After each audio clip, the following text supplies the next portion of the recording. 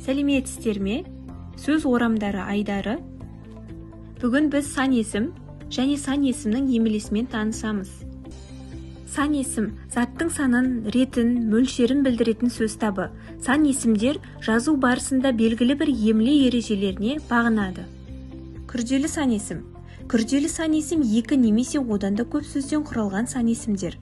Күрделі сан есім бөлек жазылады. Дефис қойылмайды, бірге жазылмайды. Мысалы, 101, 25, 1998, 250.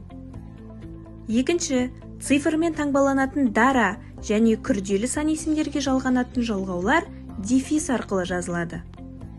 Мысал келтіретін болсам, ол 25-ке толды. Мен 6-дан 7-ге көштім. Реттік сан есімдер. Реттік сан есімдер араб цифрымен берілсе, ыншы, інші, ыншы, ыншы жұрнағының орнына дефис жазылады. Мысалы, 7-ші үй, 5-ші сынып, 23-ші қатар, 105-ші мектеп, 17-ші тапсырма, 23-ші пәтер.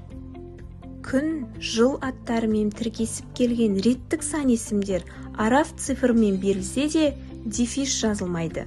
Мысалы, 1998 жыл 22 шілде, 8 наурыз, 1945 жыл.